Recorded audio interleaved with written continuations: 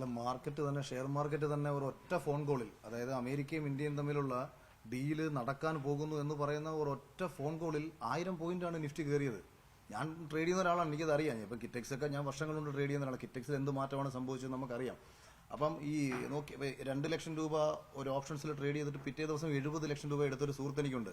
അപ്പോൾ അത് എന്താ സംഭവിച്ചതെന്ന് വെച്ചാൽ, വെറും ഒരൊറ്റ ഫോൺ കോളിൽ ഇത്രയധികം സാമ്പത്തിക രംഗത്തൊരു കുതിച്ചുചാട്ടം ഉണ്ടാക്കാൻ പറ്റുന്നുണ്ടെങ്കിൽ ഒഫീഷ്യലി ഈ ട്രേഡ് ഡീൽ വന്നു കഴിയുമ്പോഴത്തേക്ക് ഉണ്ടാകാൻ പോകുന്ന മാറ്റം വലുതാണ്. പിന്നെ അത് ആ ഒരു ഡീല് വന്നു കഴിഞ്ഞാൽ ആ ഡീലിനകത്തുള്ള പ്രശ്നങ്ങളെക്കുറിച്ച് നമുക്ക് ചർച്ച ചെയ്യാം. അല്ലാതെ നമ്മൾ ഈ അവ്യക്തമായ കാര്യങ്ങളെക്കുറിച്ച് കേരളത്തിൽ 2020 പോലത്തെ ഒരു രാഷ്ട്രീയ പാർട്ടി ജോയിൻ ചെയ്യാമെന്ന് എന്നോട് ഇത് ചോദിച്ചാൽ എനിക്കെന്തായാലും രാജ്യത്തെ ഒരു ട്രേഡ് ഡീലൊന്നും തിരുത്താനുള്ള ശേഷിയില്ല. കൊട്ടാരക്കരയിലോ അല്ലെങ്കിൽ കൊല്ലം ജില്ലയിലോ ഏതെങ്കിലും നിയോജക മണ്ഡലത്തെ റെപ്രസെന്റ് ചെയ്യാൻ കഴിഞ്ഞു കഴിഞ്ഞാൽ ആ നിയോജക മണ്ഡലത്തിന് വേണ്ടിയിട്ട് നിയമസഭയിൽ മറ്റാരേക്കാളും ഉച്ചത്തിൽ എന്റെ ശബ്ദം ഉയർന്നു കേൾക്കുമെന്നതിനപ്പുറത്തേക്ക് തൽക്കാലം വലിയ വാഗ്ദാനങ്ങളൊന്നും തരാൻ പറ്റത്തില്ല. തീർച്ചയായിട്ടും. അല്ല, എനിക്ക് ഇന്നും വ്യക്തിപരമായ വലിയ സ്നേഹമുള്ള 2 നേതാക്കന്മാരാണ്, രമേശ് ചെന്നിത്തലയും വി ഡി സതീശനും.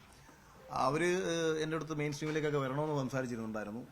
കാരണം എന്നെപ്പോലെ ഒരാൾ UDF-ന്റെ ഭാഗമാകണം. ഞാൻ ശക്തമായി പിണറായി വിജയനെതിരെ പലപ്പോഴായിട്ട് പറയുന്ന ഒരാളാണ്. അപ്പം നേതാക്കന്മാരോട് നമുക്ക് സ്നേഹമുള്ളപ്പോഴും ചില കാരണങ്ങൾ കൊണ്ട് ഒരു രാഷ്ട്രീയ പാർട്ടിക്ക് ഉള്ളിലേക്ക് വരുന്നതിന് ചില ബുദ്ധിമുട്ടുകളുണ്ടാകും.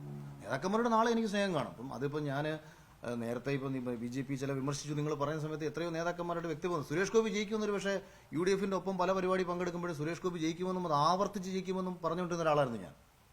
അപ്പം അത് വ്യക്തിപരമായിട്ടുള്ള സ്നേഹബന്ധങ്ങളും പൊളിറ്റിക്കൽ പാർട്ടിയിലേക്ക് കയറണമെന്ന് പറയുമ്പം ആശയങ്ങളുടെ ചില ബാധ്യതകൾ പേറാൻ എല്ലാ അർത്ഥത്തിലും നമുക്ക് പറ്റണമെന്നില്ല.